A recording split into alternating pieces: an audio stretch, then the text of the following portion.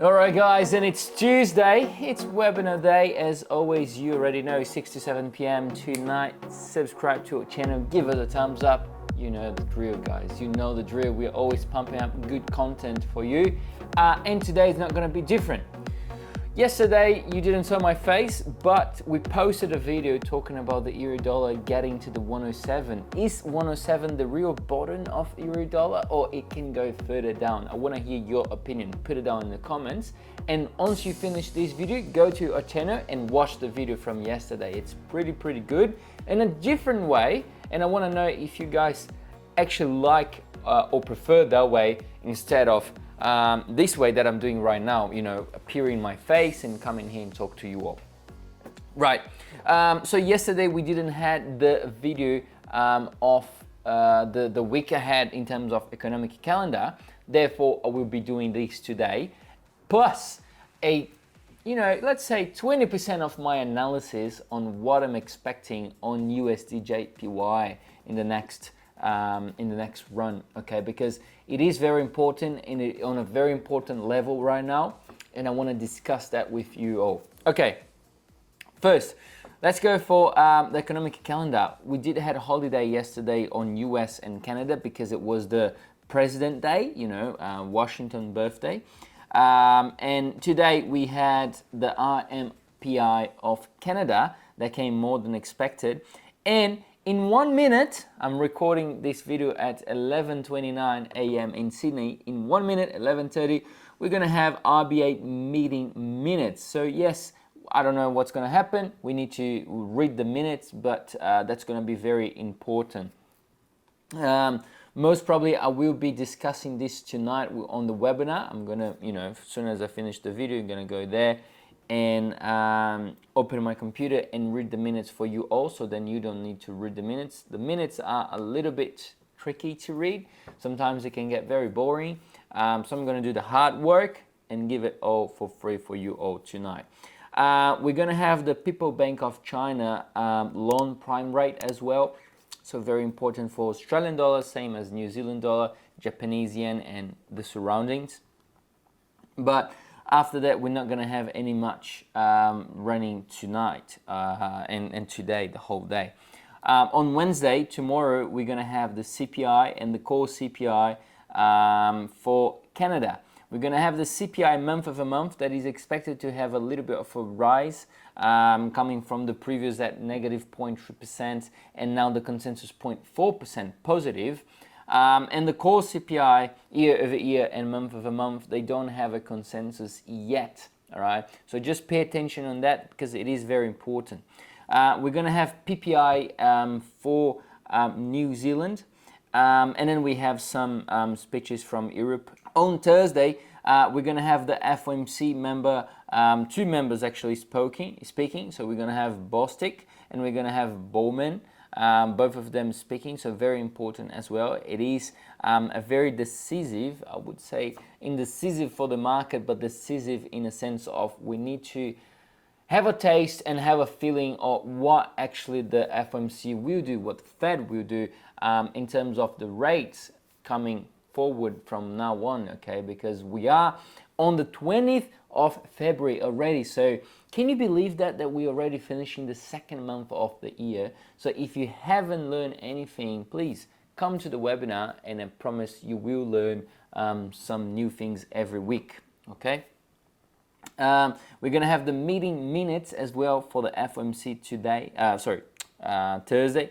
Manufacturing services PMI for Australia, very important there. Services and manufacturing PMI for German, Europe, and France, and as well UK, and we're gonna have CPI and core CPI for Europe. So Thursday is packed. It's gonna be the busiest day of the week, so make sure to pay attention on what will actually happen on Thursday, okay? I'm gonna cover all afterwards on my Thursday webinar, but I want you guys to actually have a feel on what does mean economic analysis, and I want you to do your economic analysis and then in the future come back to me and say, look, can you check this if this is right? What have they done wrong, or this and that? And I will be strongly happy if I see you guys doing this, okay? And then on Friday, we're gonna have services manufacturing PMI for US, core retail sales and retail sales for Canada, and that's it.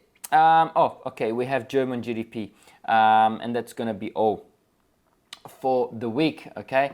So this is pretty much Thursday. It's going to be a very busy day, so make sure to be ready for Thursday. We're going to have CPIs, we're going to have manufacturing and services PMIs, we're going to have Fed minutes, so packed with lots of good and volatile moments,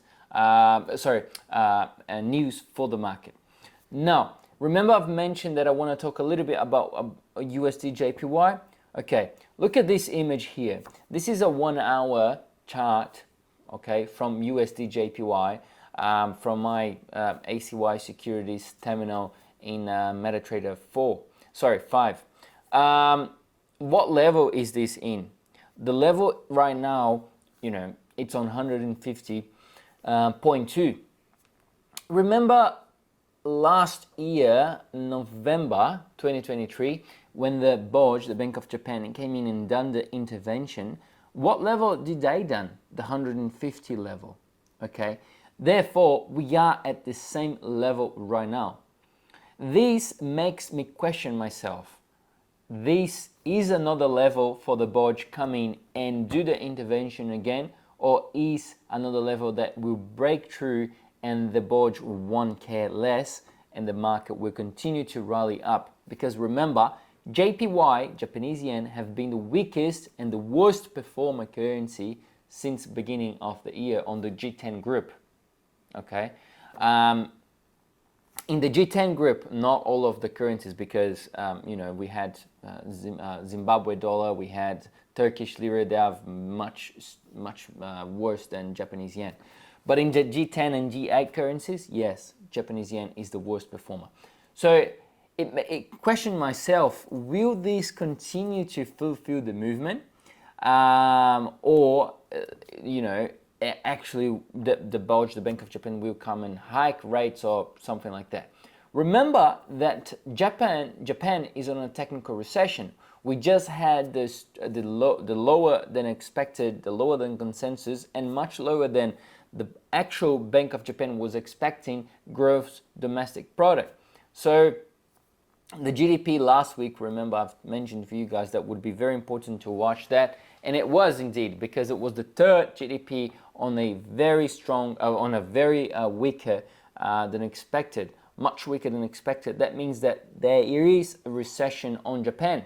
So once you have those, you know, this is only one data. Once you have this data, as a, you know, MOF, Minister of Finance from the BOJ, the Bank of Japan, and you are on the NIRP, negative interest rates policy, and you're controlling the ICC, the EU crude control, I don't think it would be a healthy and smart option to hike interest rates right now, as you are on a technical recession. Okay, so that just makes me questioning. But we are on the 150 level. There may be some pullbacks on this level, or if, you know, the market don't care less, then it just gonna go breakthrough, and let's see, 155 probably, 152 probably next, and then 155. All right, guys, I want to break down this analysis on my webinar tonight, so make sure to be there. Free, no charges, $0. Just subscribe to it on ACY website. Go to learn, and then webinars, and you can register there for free. All right, thanks so much for watching us. Give us a thumbs up on this video, subscribe to the channel, and I see you in the next one. See you.